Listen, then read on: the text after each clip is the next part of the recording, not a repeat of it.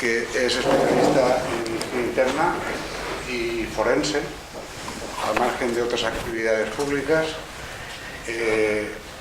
y es uno de esos hombres que son una especie en extinción, en el sentido de que... En muchos sentidos. En el sentido de que une la faceta médica con la faceta humanística. Entonces, además de todo, es también un estudioso de la pintura y un pintor. Aparte de ser poeta, escritor y otras muchas lindezas. El asunto es que el doctor Font de Mora recientemente hizo una presentación como motivo de su iniciación en la Academia Valenciana de Medicina y Cirugía, y entonces hizo una presentación que tituló Arte y Medicina y que a mí me gustó muchísimo, y entonces lo que vamos a hacer hoy en el seminario de metaformación es una síntesis más corta de aquella presentación que hizo en la Real Academia y que la hicisteis en Valencia y en el Colegio de Médicos de Castellón.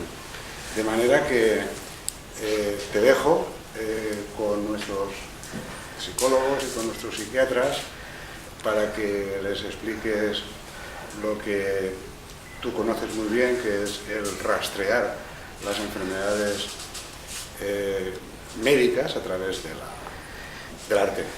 Muy bien.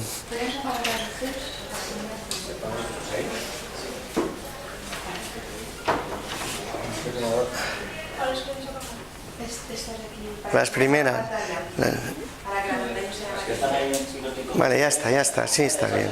Ya está bien, así. Perfecto, muy bien, muchas gracias. Ya está, bueno, pues muchas gracias, querido Paco. Paco y yo pues tenemos una larga relación de amistad y muchas aficiones comunes, porque él es también un polifacético, también es músico, además de poeta, ensayista, etcétera. Todos lo conocéis sobradamente. Y a mí me complace mucho esta invitación, porque de alguna manera estamos viviendo un poco una matización o un giro respecto a unas épocas anteriores que se han vivido en medicina. Hace unos 30 o 40 años, cuando yo iniciaba mi formación médica, se tenía a gala el desconocimiento de otra cosa que no fuera la medicina. Es más, incluso la propia especialidad. Cuando estaba en el 12 de octubre en Madrid, allí me acuerdo que una vez estábamos en un pasillo hablando de Claudia Cardinale y llegó uno de aquellos especialistas eminentes y dijo: ¿qué ha escrito Claudia Cardinale? O sea, por supuesto que él sabía que era una actriz, pero había que dejar en evidencia a quienes además de la medicina nos gustase el cine. Se había roto con una tradición humanística de la medicina, figuras como por ejemplo Marañón, etcétera, y yo veo que progresivamente se va retomando el tema de la formación holística del médico, lo cual es muy bueno. Quizá la única excepción a toda esa actitud, entre comillas, viciosa de esos años fuera efectivamente la psiquiatría y la psicología médicas, que por su propia razón de ser, el tener que profundizar en las motivaciones profundas del ser humano, siempre se han ocupado más de otras disciplinas. Pues bien, esto que como es una adaptación, como se ha dicho bien, de mi discurso de ingreso en la Real Academia de Medicina de la Comunidad Valenciana, tiene por objeto estudiar la patología en el arte. Pero no la actividad médica en general, la representación de la actividad médica, de la que tenemos muchísimos ejemplos, como este de Picasso, Ciencia y Caridad, siguiente, o este otro de aquí del Museo Provincial de Castellón, que es una operación, ¿eh? Vemos al doctor Manuel Candela en una de sus intervenciones, de Manuel Castell, la actividad quirúrgica, otra, o la actividad necrópsica, este melodramático cuadro, no se ve bien, pero el doctor sostiene el corazón de la autopsiada en la mano. El cuadro se titula Y tenía corazón, de Simonet Lombardo, un pintor alicantino, o esta otra, por ejemplo, de la enfermedad de Fernando VII, cuadro que lanzó a la fama a su autora, Federico de Madrazo y Kunz, en donde se ve al médico de corte pulsando al rey enfermo mientras la reina se muestra solícita atendiendo al cuasi difunto. Vamos a ver, sin embargo, no sé. Más lejos de la cámara. Más para no... Más para allá. Ahí. Vamos a ver, siguiente. Vamos a estudiar, sin embargo, nosotros realmente los casos que podemos discernir como patológicos en el curso de la pintura en sus diversas épocas, como ahora veremos. Esto es un ejercicio de una de las fases de la exploración clínica, que era la inspección. Ahora la primera fase de la exploración clínica suele ser una ecografía, una radiografía, una tomografía, pero antes pues había que inspeccionarlo, era inspección, anamnesis, inspección, auscultación, percusión, palpación y todas estas cosas. Pues bueno, vamos a hacer un ejercicio de inspección aplicado a las obras de arte. Y el primer tema que vamos a ver, porque es un tema de una constante presencia en el arte, es el tema de las alteraciones de talla. Aquí tienen probablemente al que sea la primera representación pictórica de un enanismo. Esto está pintado alrededor de 1585.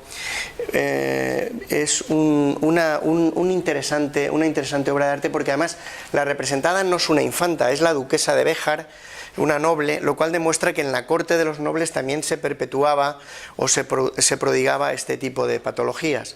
El autor es Sánchez Coello, que es un pintor valenciano de origen portugués, que fue pintor de la corte de Felipe III. Y ahí vemos un enano con las características típicas de una acondroplasia, con la nariz en silla de montar, las deformaciones de cráneo abombado y las deformaciones en los miembros inferiores, que se adivina como un genu varo más o menos, y posiblemente recurvatum. Siguiente, que no es propio de la corte de España, se demuestra en esta otra diapositiva, que se ve a la familia Gonzaga, que eran los duques gobernantes de Mantua, donde vemos también allí la presencia de una enana en la corte de estos nobles. Siguiente. Pero quizá el pintor más célebre en la representación de este tipo de patología sea Velázquez. Aquí vemos al Sebastián de Morra, el enano don Sebastián de Morra, donde se ven las características típicas: el cráneo abombado, la nariz ensillada, con hipoplasia del esqueleto nasal, los brazos cortos, no se ven los dedos, luego veremos otra en que sí se ven, que son la mano en tridente, los dedos eran todos de igual longitud, y en las piernas la proyección de ese genu varo típico de las piernas en silla de montar. Siguiente. Cuando no existen las alteraciones craneofaciales que dan a estos enfermos, según el profesor Barceló, eso que él llama aire de familia, es decir, parecen todos relacionados, cuando no hay alteraciones craneofaciales y el cráneo es normal, como en este caso de un cuadro de Van der Hamen, que representa a un militar que tenía además un enanismo, o en el siguiente cuadro, que vuelve a ser de Velázquez, don Diego de Acedo, el primo, pues hay que dudar del diagnóstico de acondroplasia. Hay que pensar en otras enfermedades de la familia de las osteocondrodisplasias, como puede ser la hipocondroplasia, la displasia mesomélica, o incluso otras más raras como la diabetes hipofosfatémica u otras. Pero en todo caso hay que dudar de que sean enanos acondroplásicos. En estos enanismos acondroplásicos en general, o del grupo de las osteocondrodisplasias, la inteligencia y la actividad sexual son normales. En este caso en concreto, el primo, ambas cosas se demuestran, porque el primo no era un bufón, aunque pudiera parecerlo, sino que se demuestra por el tipo de bodegón que acompaña, que era un oficinista del palacio, en concreto era el encargado de las estampillas reales de la firma facsimilar del rey, por tanto tenía un nivel de inteligencia normal para ser funcionario, y también sexualmente era muy activo, porque tuvo un episodio descrito en los anales de la corte donde don Juan de Encinillas mató a su mujer porque había tenido relaciones precisamente con el personaje que vemos aquí representado en uno de lo que hoy llamaríamos violencia de género, y que entonces se llamaba honor calderoniano, ¿verdad? Siguiente. Aquí tenemos la anterior exactamente representado, probablemente sobre la foto que vamos a ver a continuación, a Toulouse-Lautrec, Henri de Toulouse-Lautrec, que muchos han calificado de acondroplásico cuando no lo era. Vean que los rasgos faciales son unos rasgos faciales más o menos normales. Desde luego la nariz no es sencilla de montar, aunque lleva bombín, la cabeza parece normal. Sin embargo, sí que las piernas son cortas, además y los brazos son largos. Vean que, miren dónde les llega el brazo, media pierna casi. Por tanto, aquí difícilmente, si no hay micromelia, no hay enanismo acondroplásico. Por tanto, el diagnóstico de algunos autores sobre estos cuadros y estas fotografías es el de una enfermedad rara, la pycnodisostosis, que pertenece también al grupo de las osteocondrodisplasias, pero que son enfermedades que cursan con aumento de la densidad ósea. Sufrió un par de fracturas de fémur, pero siempre relacionadas con caídas, no espontáneas, como sería el caso de la osteogénesis imperfecta. Sus padres eran primos hermanos por partida doble y había una fuerte consanguinidad, por tanto. La siguiente es la foto real de este personaje, que como ven ha sido probablemente la que se basó en la foto para pintar el cuadro, ¿verdad? Siguiente. Aquí tenemos, sin embargo, otra causa de enanismo, que esta sí cursa con déficit de inteligencia, que es el cretinismo. El cretinismo también presenta una macrocefalia braquicéfala, presenta también una nariz en silla de montar, pero la magistral condición pictórica de Velázquez nos hace ver por la expresión que ahí hay algo más, ahí hay un déficit de inteligencia, que es obvio, que es evidente.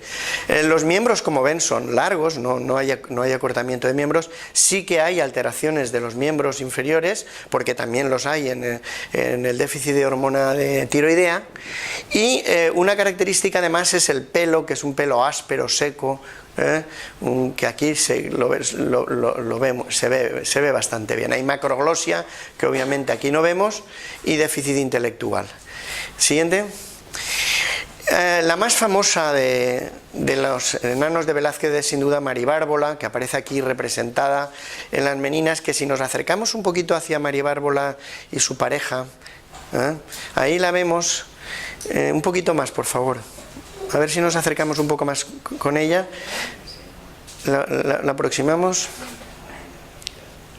Ahí la vemos, un poquito más arriba, por favor. Más, la que se ve la figura. Vale, de acuerdo, ahí. Perfecto, aquí vemos a los dos enanos que aparecen. Por un lado está Maribárbola y por otro lado está este otro enanito, que ahora luego me acordaré del nombre porque el catarro me obnubila y los antihistamínicos. Nicolasillo, muy bien, Nicolasito Pertusato. Muy bien, mi mujer que me acompaña me ayuda.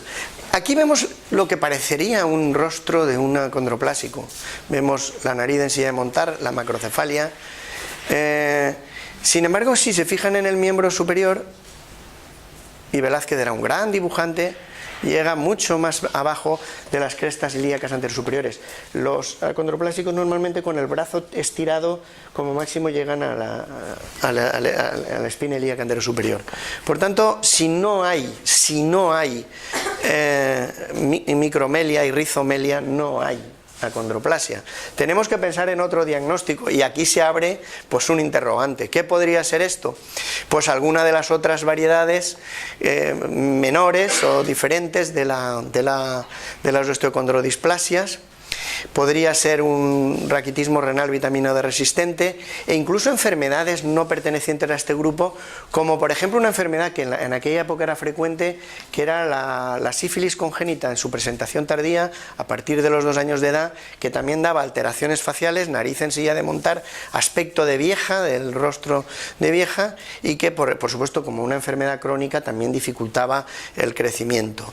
Incluso algunos, si han visto alguna foto de un síndrome de Laron, verán que el síndrome de Laron es una insensibilidad, una alteración del receptor periférico de la hormona de crecimiento, con lo cual tienen mucha hormona de crecimiento, pero como no actúa, no crecen. Pues también presenta alteraciones craneofaciales, pero son síndromes raros. Lo que está claro es que no parece acondroplásica. Algunos han hablado de cretinismo, pero hemos dicho que el pelo de los cretinos era característicamente seco, áspero, y no esta melena undosa, brillante y abundante que le pinta aquí Velázquez. Por tanto, aquí se abre un enigma diagnóstico y podemos especular. Nicolasillo Pertusato sí que no nos deja especular nada. Este es otro tipo de enanismos, aquí ya armónicos, donde hay proporción entre las partes del cuerpo, no como ocurre en los otros. Aquí parece casi un niño, pero no lo es. Algunos fechan la edad en este momento de efectuar el diagnóstico en torno a los 30 años. En todo caso era mayor de 18, eso seguro. Y algunos, como digo, lo ponen en torno a los 30 años. Fíjense ustedes el tamaño a esas edades, bien sea 18, 20 o 30, comparado con el de la infanta Margarita, que tenía en ese momento pues 5 o 6 años de edad.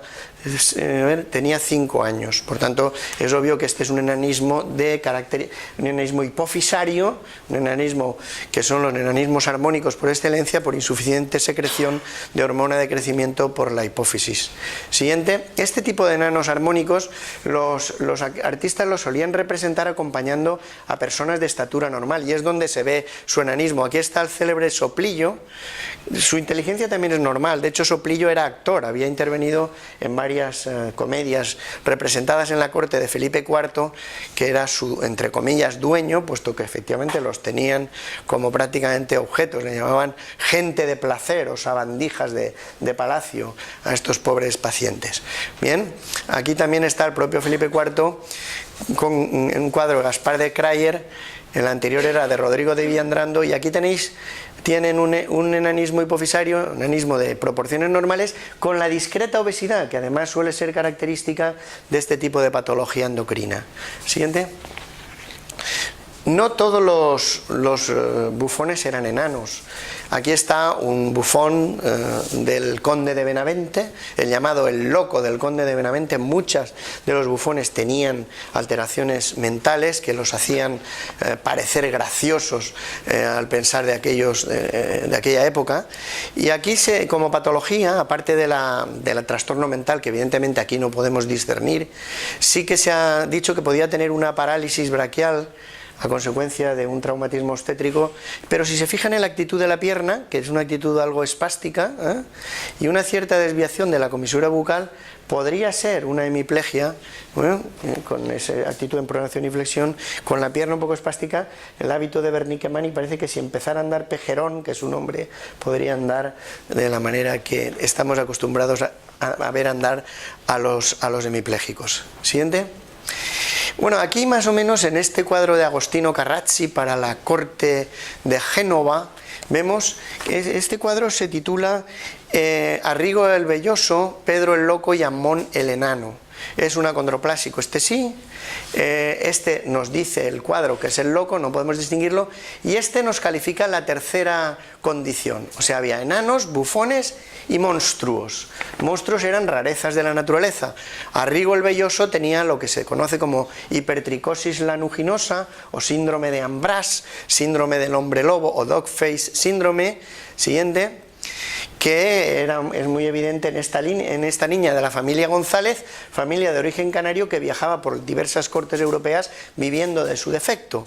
Es un cuadro de Lavinia Fontana, de alrededor de 1640 aproximadamente, y ahí la tienen con todas las características espectaculares de su cara de hombre lobo o de su hipertricosis lanuginosa, que en la realidad siguiente se presenta así, esta imagen que viene de internet, la he obtenido de internet, es una joven del sudeste asiático con hipertricosis lanuginosa, con ese lanugo que no solo está en la cara, sino como ven también está en los miembros.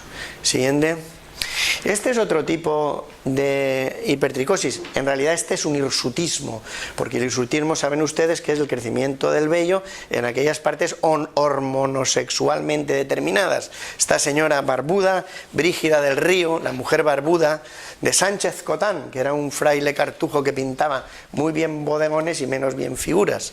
Pues bien, aquí está Brígida del Río. Por cierto, en el Museo del Patriarca también hay otro cuadro de ella, porque estuvo durante un tiempo en Valencia y pidió ayuda al patriarca, que la hizo pintar y se la quedó pues como, porque muchas veces era como en el gabinete de curiosidades se almacenaban estas cosas. Esto es una patología o de origen suprarrenal, o de origen ovárico, o de origen hiperplásico o tumoral en ambos casos. Lo más probable, porque además vivió muchos años, es que fuera una hiperplasia suprarrenal congénita que a lo largo del tiempo produjese este tipo de patología. Siguiente, la más conocida de todas es esta mujer barbuda de José de Rivera. La mujer barbuda la tienen aquí representada junto a la imagen de su resignado esposo, y aquí pues muchas veces se ha pretendido diagnosticar la he visto yo en alguna literatura diagnosticada de hiperprolactinemia. Evidentemente está claro que está lactando, pero claro, si tiene hiperprolactinemia lacta, pero no es fértil, o no suele serlo, de manera que la hiperprolactinemia produce habitualmente esterilidad. Por tanto, nos inclinamos a pensar, algunos autores y un servidor, que esto también es una hiperplasia suprarrenal congénita, porque también vivió mucho tiempo, suficiente como para ser conocida por todas las cortes de Europa y ser retratada como tal. Miren aquí la recesión frontal del cabello y el aspecto viriloide. Seguramente tendría también un desarrollo importante del clítoris, como corresponde a un cuadro de virilización. Siguiente. La monstrua por antonomasia es esta niña que la tienen ustedes aquí, pintada por Juan Carreño de Miranda en la época de Carlos II de Austria, el último Austria. Tenía en ese momento 6 años de edad y pesaba 70 kilos. Eugenia Martínez de Vallejo, nacida en la provincia de Burgos. Siguiente. Aquí la tienen pintada desnuda en una figura de Baco. Siempre se buscaba suavizar las cosas buscando alegorías, pero esta ha sido objeto de unos estudios muy importantes y curiosamente discutibles hoy en día. Por ejemplo, en los años 40 Marañón dijo que este era el primer síndrome de Cushing pintado en la literatura, el primer síndrome de Cushing. Bien, pero y luego otros autores han dicho que se podía tratar de un síndrome de Froelich, una displasia adrenogenital provocada por alteraciones hipotalámicas, porque los señores ven obesidades localizadas. Sin embargo, nosotros, si nos fijamos bien, aquí vemos una obesidad difusa, generalizada. Si fuera un Cushing, tendría obesidad faciotroncular. Las piernas no tienen por qué estar obesas en el Cushing. Y si fuera un síndrome de Froelich, la obesidad se centraría en la mitad inferior del cuerpo, pero ni en el tórax ni en la cara tendría obesidad. Esto es una obesidad infantil generalizada. Y por tanto, más que de hiperfunción cortical, el profesor Betancourt, que es mi maestro en medicina interna, habla de el primer caso pintado de hipoleptinemia. La leptina, hormona producida en los adipocitos y que regula el balance del metabolismo energético, está descrita familias en donde esa hormona es insuficiente y por tanto hay una sensación permanente de hambre con el intento de saciarla y la obesidad consiguiente. Curiosamente, esta paciente forma parte de la galería de monstruos del propio rey, cuando el propio rey, siguiente, podría ser calificado del primer monstruo de la corte, lógicamente, porque Carlos II, lo tienen ahí ustedes, palidez intensa, abombamiento craneofacial, prognatismo habsbúrgico pero llevado a su extremo, suavizado aquí por el pintor, y sin duda, ¿no ven ustedes un geno aquí recurvatum, incluso varo? Se apoya en una mesa con la excusa de posar elegantemente, pero nosotros sabemos que a esa edad, 11 años, todavía no se tenía de pie o lo hacía con dificultad. De hecho, hasta aproximadamente los 12 o 13 años tuvo que ser sostenido en las audiencias por un aya que le pasaba un cordón bajo los brazos y lo sujetaba desde atrás. No se le cerraron, a los 3 años no tenía cerradas las fontanelas, lo cual es un síndrome raquítico, evidentemente. No aprendió a leer y a escribir hasta avanzadas la edad, cuando en aquellos momentos la ratio profesor-alumno era excelente, si me permiten la deformación profesional, porque en este caso no había un profesor y varios alumnos, sino que había varios preceptores y un solo alumno, o sea que la ratio era una ratio excepcional, y sin embargo no, le enseñaron a leer porque el hombre tenía un retraso mental evidente, padecía accesos de pérdida de conciencia y convulsiones, probablemente fuera epiléptico, pero como también se describen accesos febriles, tal vez fuera palúdico y tuviera accesos febriles y convulsiones en relación con accesos de fiebre. Lo que sí está claro es que, a pesar de sus patologías, vivió bastante tiempo, murió hacia 1700, en noviembre, enfermó, y para su curiosidad les diré que el tratamiento en su última enfermedad, que era una enfermedad febril con pérdida de conciencia, fue el siguiente: póngansele cantáridas en los pies, moscas cantáridas en los pies, pichones recién muertos en la cabeza y entrañas de cordero recién sacrificado y calientes sobre el abdomen y a flor de piel. Cualquiera de nosotros sometidos a este tratamiento no hubiera sobrevivido tampoco, a pesar de los pesares. Bien, siguiente. También le llevaron momias. Las momias, los acostaban con momias cada vez que se ponían enfermos, pero eso también ha sido reciente, ¿no? Los brazos de Santa Teresa también han visitado la cama de ilustres pacientes. En la juventud tampoco mejoró, como ven los rasgos siguen siendo lo mismo. Aquí el aparato del gran maestre de la Orden del Toisón de Oro no logra disimular la tosquedad de sus rasgos. Así acabó esa dinastía. Siguiente. Pero este tipo de pacientes han seguido siendo representados en el arte, o sea que no tenemos que llamarnos la atención y rasgarnos las vestiduras. Todavía andan los bomberos toreros circulando con enanos acondroplásicos por ahí. Y aquí está la nana, pintada por Picasso, y en la siguiente de Zuloaga, la enana Doña Mercedes, que nos sirve, si se fijan, esta sí que se ve bien la mano en tridente. Miren ustedes cómo el ojo del pintor, que representa la realidad, ha pintado los 3 dedos de la misma altura y no a la diferente altura que las tenemos el resto de personas. Es evidentemente un enanismo acondroplásico. Y vean aquí sí la micromelia, ¿ven? Aquí estará la espina ilíaca anterosuperior y el brazo donde le llega.